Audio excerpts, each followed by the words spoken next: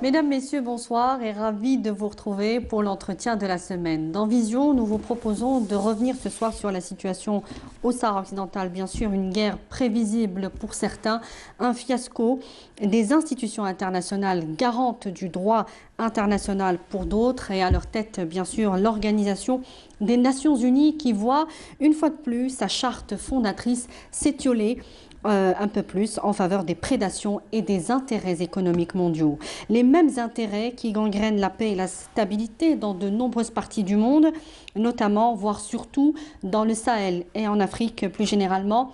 Il ne serait même plus farfelu de parler de relance d'une possible troisième guerre mondiale, selon certains observateurs qui osent désormais évoquer la possibilité d'un conflit global à l'échelle planétaire poussé par les effets désastreux de la pandémie de la Covid-19 sur l'économie mondiale et les foyers de tension régionaux qu'elle engendre. Pour en parler, nous recevons ce soir le général-major à la retraite Abdelaziz Mjahid. Bonsoir. Bonsoir, madame. Vous dirigez actuellement l'Institut national d'études et de stratégie globale, l'INESC. Merci d'avoir accepté notre invitation. Alors, je viens de le dire, ça paraît fou comme ça, mais c'est un général de l'armée britannique, Nick Carter, qui a évoqué il y a une semaine cette possibilité dans une interview à Sky News précisément. Il a évoqué les risques réels d'une éventuelle troisième guerre mondiale et il souligne d'ailleurs l'urgence de s'y préparer. L'armée britannique serait même en train de s'y préparer. Il parle d'une guerre avec le recours à des moyens technologiques. Qu'est-ce que vous en pensez pour commencer? Premièrement, Monsieur Carter, un Britannique, bien sûr, il parle de son bord. Nous vivons dans un monde où il y a des forces qui s'opposent. Les anciennes puissances et les puissances émergentes. Et nous vivons aujourd'hui un changement, l'ordre mondial est en train de se métamorphoser. Bien sûr, les anciennes puissances veulent maintenir leur hégémonie, et ça va de soi que ce Carter prédit une troisième guerre mondiale. Ouais. Troisième guerre mondiale contre qui?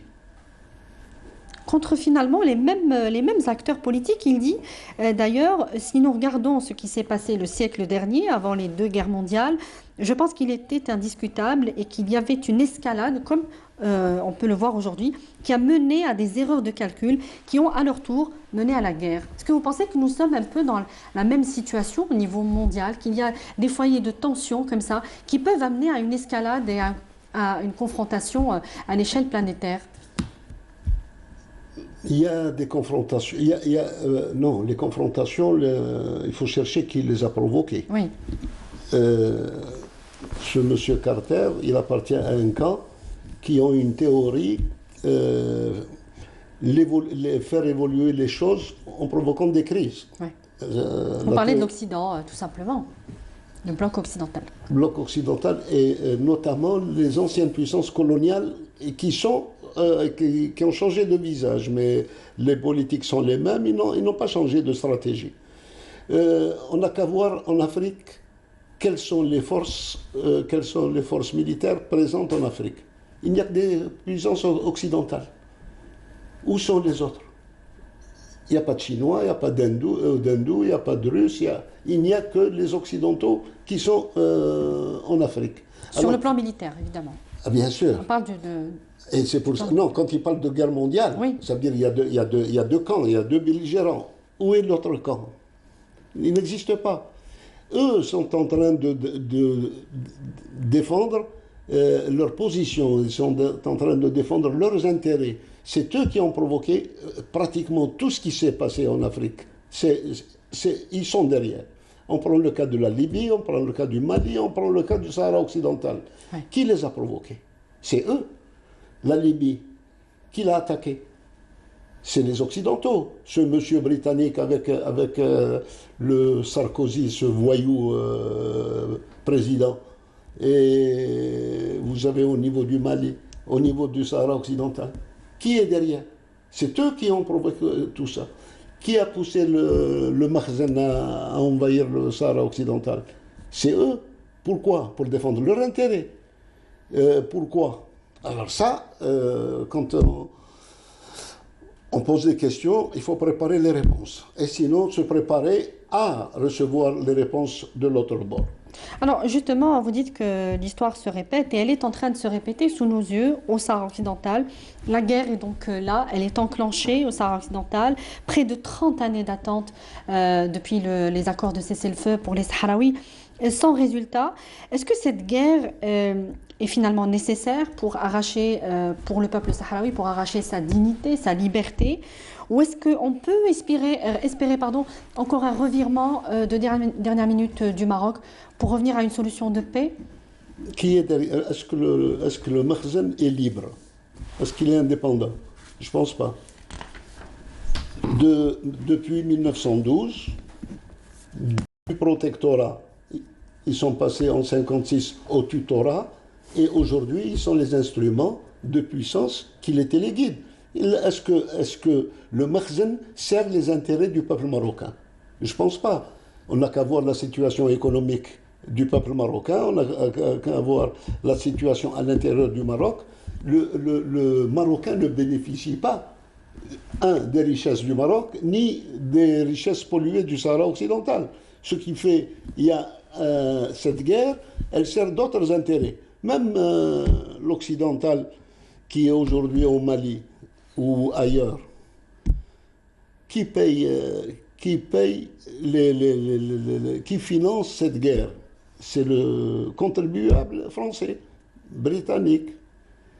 Est-ce qu'ils tirent bénéfice de ça? Non, c'est les sociétés, les multinationales qui tirent des bénéfices. C'est Bouygues, Bolero, c'est les amis de Sarkozy et de Macron et de Koch qui tirent les profits. Le problème de cette guerre, il faudrait savoir qui en tire profit, qui la provoque et qui la mène. Et là, on aura un schéma clair, une vision claire du problème. Mais qu'est-ce que vous diriez, vous, selon les données que nous avons actuellement, est-ce que vous pensez que le Maroc a choisi d'aller jusqu'au bout et il va aller dans sa logique belliqueuse et guerrière jusqu'au bout, ou est-ce qu'on peut espérer tout de même qu'il y ait un retour vers un processus négocié de paix? Selon ce que vous voyez actuellement, les données que nous avons. Madame, il n'y a pas d'événement conjoncturel. Tout événement n'est que le produit d'un événement qui l'a précédé. Oui. Le Sahara occidental, le Makhzen l'a envahi en 1975. Pourquoi il l'a envahi? Alors qu'on était d'accord, Algérie, Maroc et Mauritanie, on était tous les trois d'accord à régler le problème à l'ONU selon le principe de l'autodétermination.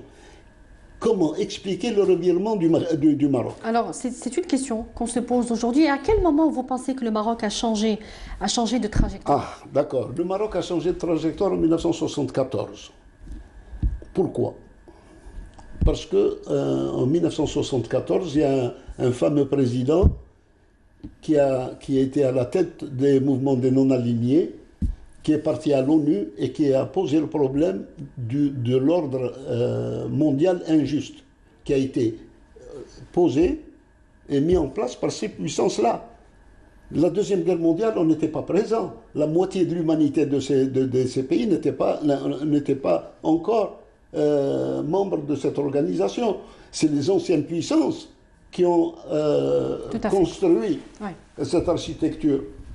Et bien sûr, pour les servir. D'ailleurs, la preuve, vous avez dit tout à l'heure, que les organisations mondiales onusiennes ont failli.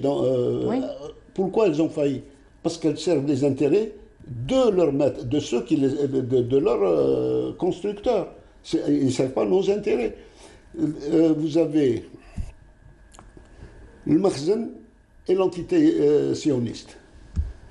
Les deux qui peuvent se permettre de conquérir, d'envahir, de spolier, de torturer, d'emprisonner, et personne ne bouge. Pourquoi? Parce que leurs amis sont membres du Conseil de sécurité.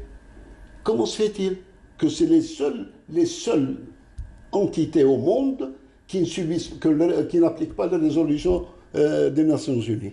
Alors c'est pour cette raison qu'il faut peut-être aller en profondeur à la chose.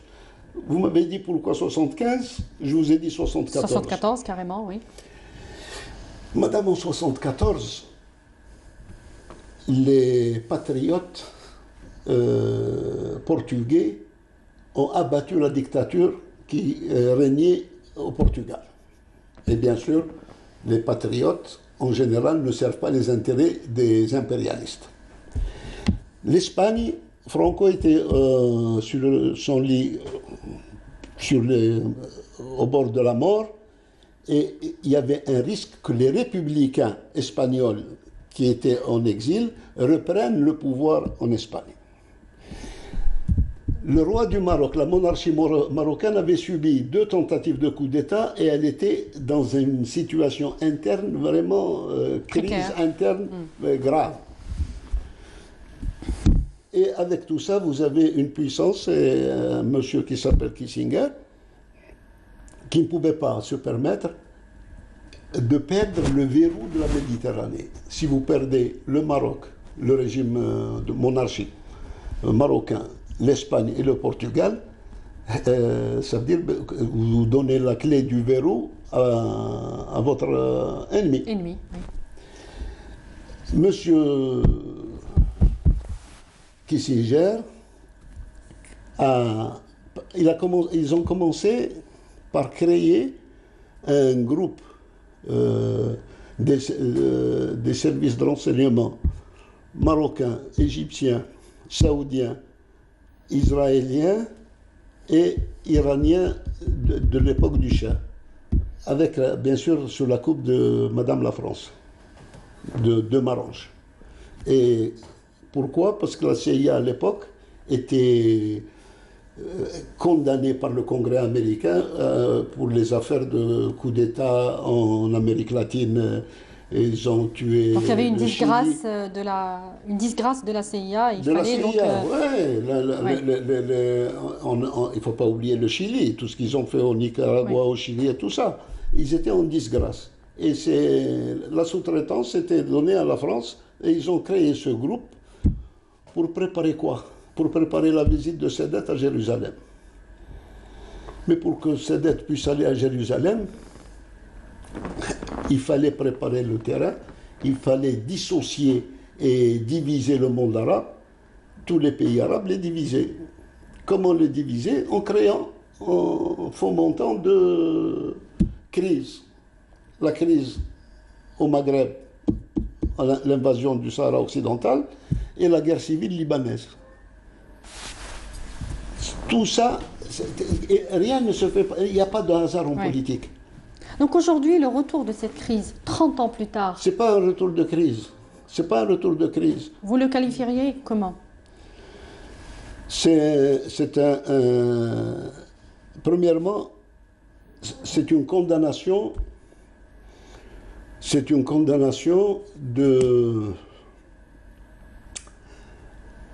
les organisations, condamner l'incapacité de ces organisations à régler le problème, à assumer leurs responsabilités. L'ONU n'a pas assumé ses responsabilités, le Conseil de sécurité n'a pas assumé ses responsabilités. Le cessez-le-feu a été signé en 91. Ça fait 29 ans, près de 30 ans. Qu'ont fait ces gens-là? Et entre-temps, le Makhzen, en train de violer toutes les lois, et toutes les lois, en train de torturer, emprisonner, piller, et personne ne bouge, personne ne réagit. Alors, avec le retour des combats, de la guerre sur le terrain, on se souvient que le Front Polisario, à l'époque connaisseur du terrain, a pu imposer sa logique de guerre asymétrique, entre guillemets, face à une armée dite conventionnelle, comme celle du Maroc. Après 16 ans de guerre, ça avait duré 16 ans, et la capitulation de la Mauritanie, qui avait subi aussi beaucoup de pertes humaines et matérielles, le Maroc s'est vu contraint donc de négocier une sortie de ce bourbier militaire à travers les accords de cessez-le-feu qu'il vient de violer dans la localité d'El Gargarat. Aujourd'hui, il y a ce mur de sable très long qui divise le Sahara occidental en deux. Est-ce que vous pensez que le Front Polisario pourra s'imposer de la même manière, pourra combattre et arracher donc sa liberté? Il y a un Maroc puissant en face qui s'est beaucoup armé ces dernières années. et un front Polisario qui parle lui aussi d'une action beaucoup plus structurée, selon les hauts responsables du front Polisario. Premièrement, madame, le front Polisario de 75 à 91, il n'a pas mené la guerre uniquement contre le Maroc et la Mauritanie, il a mené la guerre contre la France. Les jaguars français étaient présents, les coopérants français, les conseillers français étaient présents, les conseillers... C'est totalement avéré d'ailleurs. Non, historique. Ils le reconnaissent. Oui, oui. Et il a... Hassan II était à genoux. Il a supplié les Sahraouis pour arriver au cessez-le-feu. Il les a invités à son palais à Rabat. Il a fait intervenir ses amis saoudiens qui les ont invités à Riyad pour leur demander le cessez-le-feu.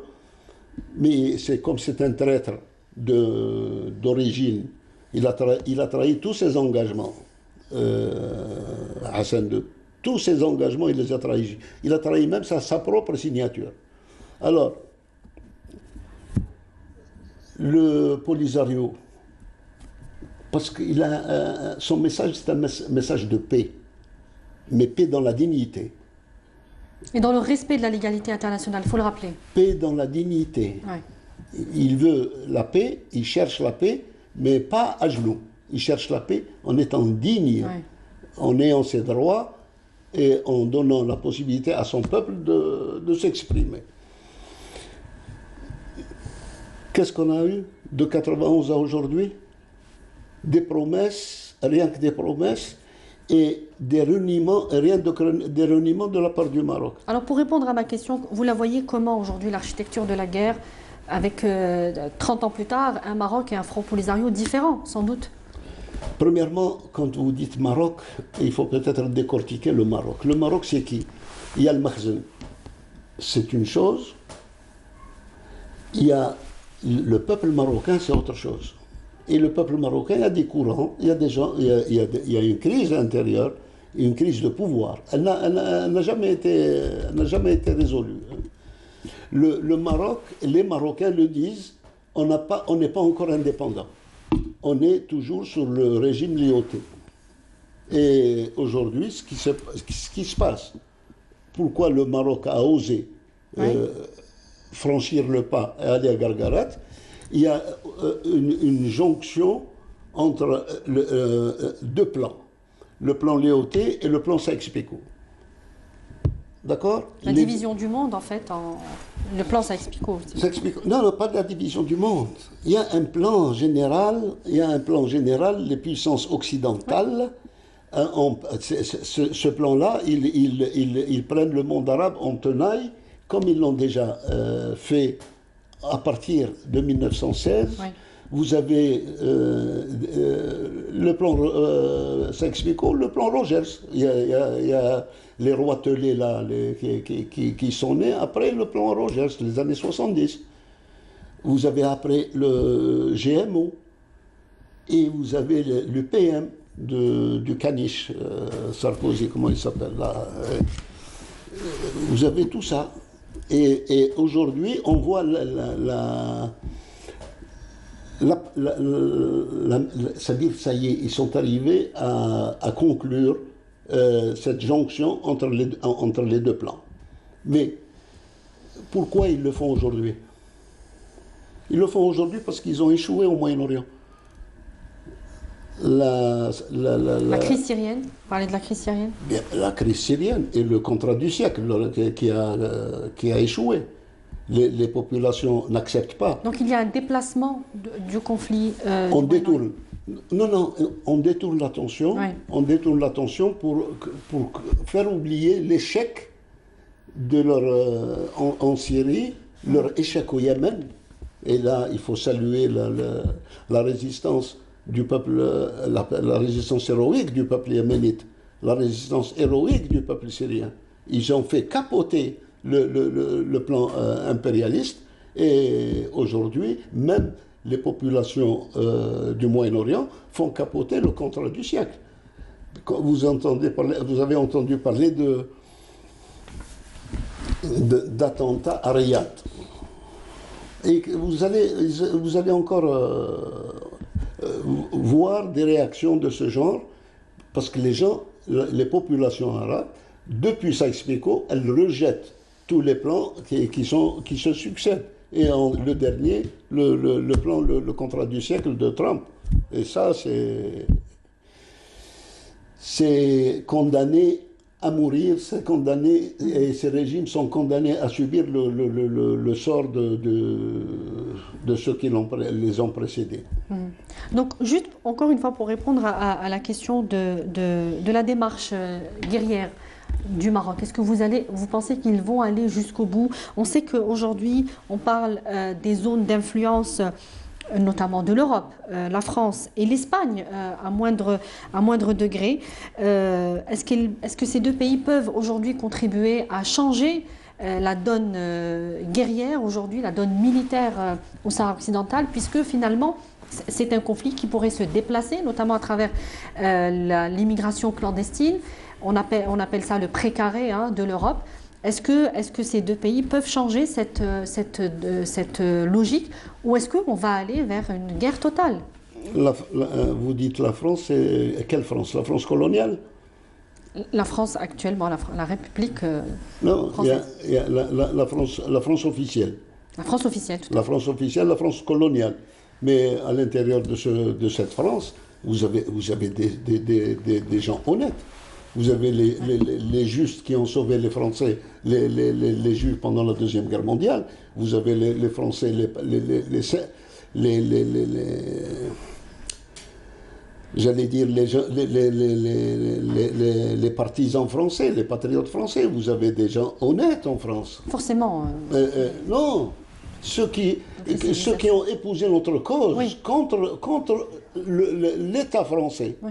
Contre leur État. Il y a la France, c'est un tout. Il y a des colonialistes, mais il y a des gens qui sont pour la liberté des peuples et contre les invasions. Mais aujourd'hui, est-ce que ces deux pays, on sait que la France soutient le Maroc dans ce conflit, et l'Espagne qui devrait assumer sa responsabilité? Elle ne peut pas, et la preuve, madame, c'est qu'ils se taisent, ils n'arrivent même pas à le soutenir médiatiquement. Il y a un blackout médiatique sur le conflit du Sahara occidental. Expliquez-moi pourquoi ils sont silencieux. Vous êtes là pour nous expliquer. Là, moi, j'attire votre attention. Oui. La France, d'habitude, dans ce genre de choses, les médias français, dans ce genre de choses, ils sont là, ils s'emballent, ils s'échauffent. Et pourquoi ils sont silencieux, ils se la bouclent là? Parce qu'ils n'arrivent pas à convaincre leur peuple. Pas nous, pas les Sahraouis, pas les Marocains. Ils n'arrivent pas à être crédibles vis-à-vis de leur opinion. C'est pour ça qu'ils se la bouclent. Et ils ont intérêt à se la boucler, sinon on peut dérouler tout ce qu'ils ont fait auparavant. Et d'ailleurs, il faut le faire. Donc pour vous, la guerre sera totale. Quoi qu'il arrive, aujourd'hui, ce conflit va s'enliser dans les combats, dans la lutte, dans la lutte armée pour les Sahraouis. Madame, la guerre, c'est la confrontation de deux volontés. Oui. Vous avez une volonté d'un peuple qui veut se libérer, et il y a une force hégémonique. Une force hégémonique. Oui. Et l'histoire a démontré que la victoire revient toujours au peuple. Oui. Et ça, donc, quelle que soit la durée, en fait, de ce conflit. Pour eux, la durée, les Sahraouis, ça fait 50 ans qu'ils sont en guerre. Ouais. Ça ne date pas d'aujourd'hui, madame.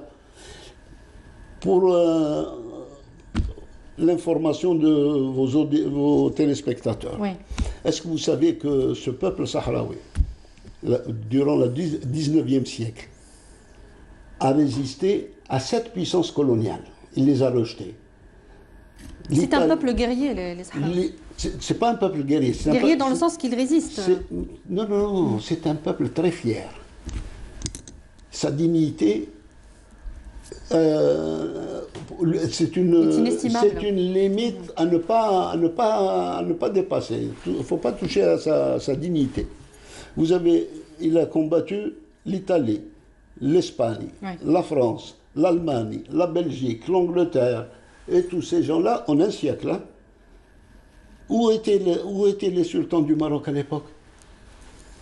Contre le peuple sahara. Qui revendique sa souveraineté sur ce territoire qui a été souvent... Ça, sur un plan. Oui. Secondo, la différence entre les deux positions, du Makhzen et du Polisario. Le Makhzen réclame un terrain, une terre. Il demande le Sahara occidental.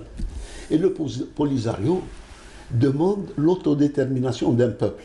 Quelqu'un qui donne de la considération pour le sol, et l'autre, il donne de la considération pour l'être humain. Ce n'est pas du tout la même c'est pas la vision, même dimension. en fait, C'est oui. pas la même dimension. Ça, c'est une vision mercantile, et l'autre, elle est noble. Oui. Alors, pour revenir à quelque chose de plus terre-à-terre, Monsieur Mdjahed, Oui. il y a des pays qui n'ont pas hésité à s'éloigner du langage diplomatique de rigueur dans cette situation déjà grave et au mépris du droit international. Ils ont affiché leur soutien. On voit aujourd'hui que comment dire, l'intérêt économique a fait voler en éclats le principe de zone d'influence directe, c'est-à-dire que des pays très éloignés, Lesquels les pays du CCG notamment, qui ont affiché leur soutien au Maroc dans cette entreprise militaire contre le peuple sahraoui. Ce soutien peut envenimer la situation déjà complexe entre les deux belligérants, le Maroc et le Front Polisario, mais c'est une position aussi dangereuse et qui peut contribuer à embraser la région. Madame, je vous ai dit, ce qui se passe au Sahara occidental aujourd'hui, Ouais. c'est la jonction de deux plans. Oui, oui. Le plan de l'IOT, c'est le Makhzen, c'est le produit de l'IOT, il continue. Et c'est soi-disant État dont vous parlez, c'est le produit de Rogers. Ils sont nés après le plan Rogers, ou bien ils sont nés après le plan Sykes-Picot. Ça, c'est des États instruments. Ils ont été créés pour servir, ils ont servi déjà. Mais qu'est-ce que nous dit ce soutien aujourd'hui des pays du CCG en faveur du Maroc au mépris du droit international? Qu'est-ce qu'il nous révèle sur le plan géostratégique aujourd'hui? Madame, est-ce qu'ils ont, depuis 1975, quelle a été leur position? Aujourd'hui, les masques sont tombés. Ouais. Mais ils ont toujours soutenu le Maroc. Ils ont toujours soutenu le Makhzen. Ça, maintenant, ils affichent la position. Comme leur reconnaissance de l'entité sioniste. Depuis tout le temps, ils ont des relations avec eux. C'est-à-dire maintenant, c'est les choses, les rideaux sont tombés et les masques sont tombés et maintenant on joue à visage découvert. Mais la réalité n'a pas changé. Donc l'agenda est le même en fait. Rien n'a changé. Rien n'a changé. C'est des phases. Et aujourd'hui, nous avons atteint la 3e ou 4e phase du scénario qui est quoi? Qui est le plan Léoté et le plan Sykes-Picot. La domination et l'hégémonie sur toute la région, tout Alors, le Grand Moyen-Orient. Vous dites que la question du Sahara occidental a révélé à l'Algérie son allié, son partenaire et son ennemi. C'est une opportunité pour l'Algérie, vous dites, de les identifier. Est-ce qu'il faudrait que l'Algérie change ses paradigmes diplomatiques? C'est ce que vous dites? Non, nos paradigmes diplomatiques ne changeront jamais. Pas en ce qui concerne les valeurs et l'ingérence dans les affaires des autres pays. Notre ligne depuis Massinissa à aujourd'hui, elle n'a pas changé. Ouais. Notre ligne depuis Saint-Donat à aujourd'hui n'a pas changé. Notre ligne de Yogurta jusqu'à aujourd'hui n'a pas changé. Alors qu'est-ce qu'il faut revoir? Premièrement, il faudrait qu'on révise ceux qui sont maintenant.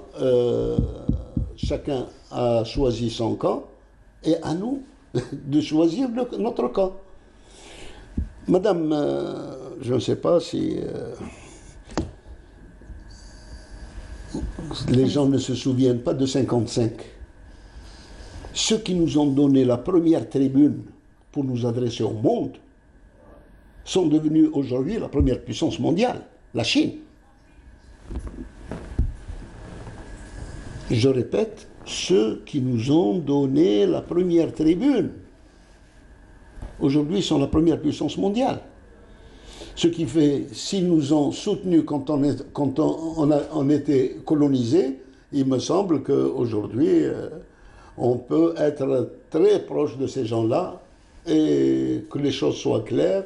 Maintenant, les Américains disent win-win, gagnant-gagnant, sur table, pas en parole. Il faut que ce soit du concret. Aujourd'hui, il y a un nouvel ordre mondial qui se met en place. Il faudrait que chacun prenne la place qui lui revient, pas plus. Donc, pour un petit peu paraphraser ce que vous dites, nous devrions aller vers une diplomatie qui travaillerait nos intérêts directement, nos intérêts géostratégiques. Oui, c'est ce que vous dites en substance. Vous savez, pour servir vos intérêts, madame, ne pas servir les intérêts de l'ancien colonisateur. Quand on voit notre balance, il faudrait que nos échanges soient équilibrés, pas à notre détriment. Sur le plan commercial. Sur tous les plans. Actuellement. Sur tous les plans. Alors, sur tous les plans.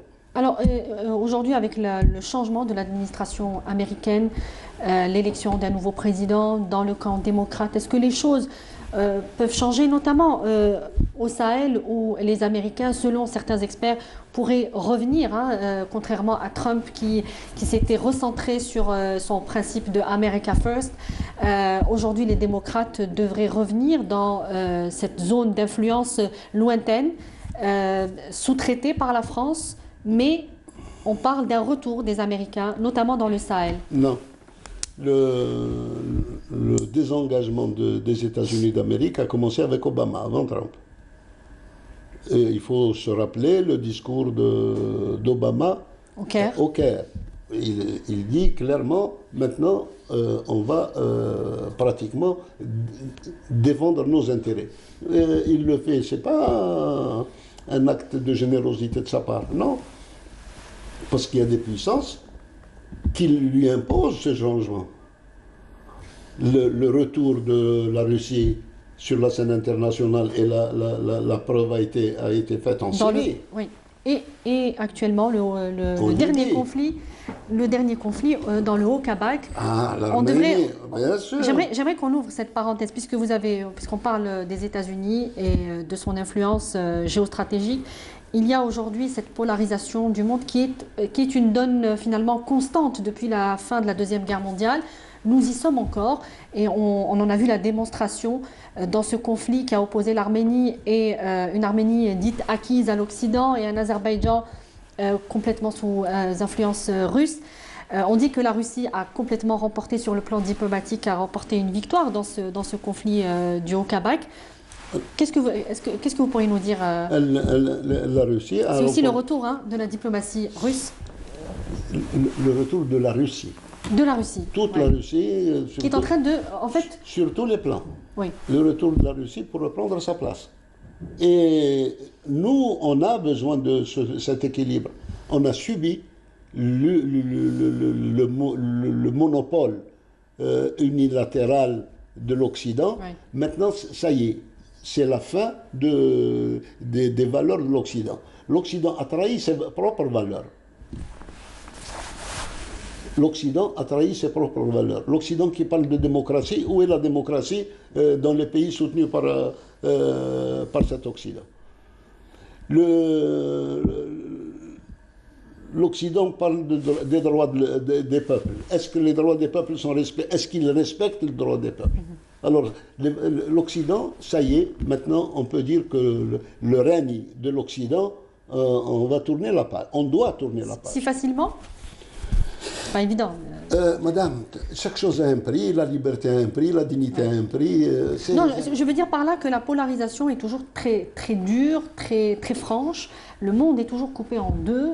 Il y a le bloc occidental, il y a l'autre bloc où il y a les BRICS. Actuellement, vous parliez des pays émergents. Oui. Il y a les BRICS, il y a la Russie qui est en train de sécuriser sa zone en fait, géostratégique directe sont précarés jusqu'en Syrie, on l'a vu, hein, l'intervention diplomatique de la Russie en Syrie a sauvé finalement les Syriens d'un scénario plus dramatique qu'il ne l'a déjà été.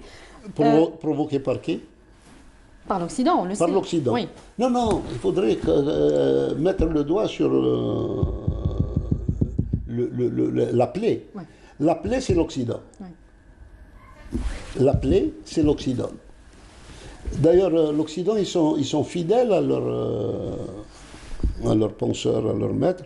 Il y a Victor Hugo qui dit quelque chose de bien, mais on n'a jamais étudié. Que vous citez souvent. Je le cite et je continuerai à le citer parce que on n'a pas étudié, on n'en parle pas. Ils disent que Dieu a offert l'Afrique à l'Europe pour transformer leurs prolétaires en propriétaires. Et ceux qui sont là, qu'est-ce qu'on en fait? On les vend, on les vide, on les expulse, on les enterre, qu'est-ce qu'on fait? Non, l'Occident, il faudrait qu'il apporte tous les éclairages sur cet Occident pour qu'il puisse un peu se repentir s'il a un peu de conscience. Se repentir de tout ce qu'il a fait, tout ce qu'il continue de faire. Ce qu'on voit aujourd'hui à travers le monde, c'est les méfaits de l'Occident, c'est pas autre chose. Alors on va terminer sur la situation au Sahel avec l'accord d'Alger au Mali. Il y a aussi des discussions en faveur d'une solution négociée, une solution de paix en Libye. Mais il y a cette intrusion, là encore, de parties tierces et qui parfois viennent de pays très lointains. Encore une fois, géostratégiquement, ils sont éloignés. Est-ce que la paix est encore possible dans ces pays-là, surtout la Libye et le Mali, pour sécuriser enfin le Sahel? La paix en Libye et au Sahel, elle dépend des Libyens en premier lieu, des Libyens et des Maliens. Oui. Quand les Libyens se prendront en charge et arrêteront de se faire manipuler et diviser par les autres, là le problème sera réglé. La même chose pour le Mali. Le Mali aussi, un des méfaits de la France officielle, c'est cette situation au Mali. Si on énumère le nombre de coups d'État fomentés par la France en Afrique, si on énumère tous les assassinats de leaders politiques, d'opposants, de leaders politiques, non, je ne parle pas d'opposants, non, je parle de leaders, ceux qui étaient en place. Thomas Sankara, il était président. Il a été assassiné. Par qui? Par la France et ses sbires. Le Lumumba et tout Mehdi Ben Barka et tous ces gens-là. Qui les a massacrés? Mehdi Ben Barka a été enlevé à Paris, pas ailleurs, hein? Pas dans un bourg ou en province. Non. En plein cœur de Paris, Mehdi Ben Barka enlevé. Thomas Sankara assassiné à la présidence. Non, il faudrait apporter les éclairages, tous les éclairages. Il y a les diplomates, ça c'est leur affaire, ils font de la diplomatie, ça les concerne. Mais le citoyen, les médias doivent apporter les éclairages sur ce qui se passe dans le monde, et pour connaître la cause du mal, il faut avoir l'attitude du médecin, chercher la cause du mal pour pouvoir trouver le remède qui s'y est. Merci, Monsieur Abdelaziz Mjahed, pour tous ces éclairages que vous nous avez apportés ce soir. Je rappelle que vous êtes général-major à la retraite et vous êtes à la tête de l'Institut national d'études de stratégie globale, l'INESC. Merci beaucoup d'avoir été parmi nous ce soir. Merci à vous également de nous avoir suivis. J'espère que nous avons pu apporter quelques éclairages, quelques précisions sur ce qui se joue actuellement dans le Sahel, en Afrique et aussi au Sahara occidental, qui nous intéresse beaucoup évidemment. Excellente suite des programmes sur notre chaîne et bonsoir.